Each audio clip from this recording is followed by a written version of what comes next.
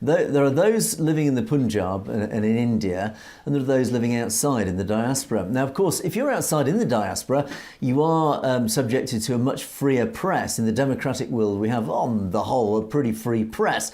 So actually, you are seeing at least a relatively balanced argument about international affairs, about India, etc., etc. It's a lot easier to access the truth. Of course, in India, it's a very different story. You go around and interview the youth in India and the youth in Punjab, they of course are subjected to the Godi media. They are only fed one side of the narrative. So the real battleground here, and this really is a battleground, it's a battle for the minds of the youth, and this is often played out across so many different political spheres and political battlegrounds, targeting the youth. It's indoctrinating the youth, the next generation, into your worldview, and we've seen this in many areas. The European Union was a prime example of this. It knew full well it needed to indoctrinate the youth of Europe, so it ensured that all schools across Europe, including here in the UK, were filled with pro-EU, European Union propaganda. It was actually to the point of actually making a lot of us very uncomfortable with this sort of indoctrination that was occurring. It was really quite insidious, actually. But that leads on to another interesting, a wonderful law that I have always lived by, and I witness on a regular basis the older I get.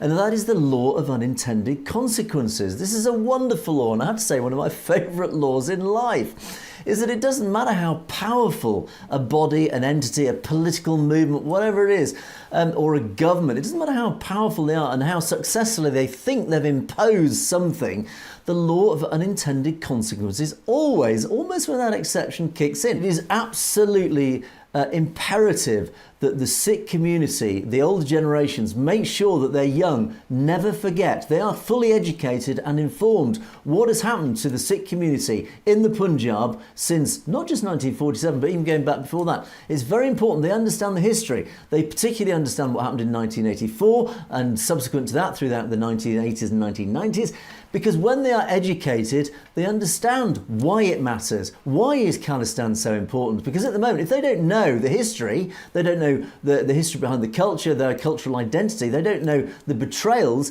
they will not feel motivated. They will be indifferent. That's the enemy, indifference. And I think it's so important that people like us, James, help this mass movement to educate, to inform, to get the young generation to understand why it matters, why it's so important, why is Khalistan so important, and that is the driving force.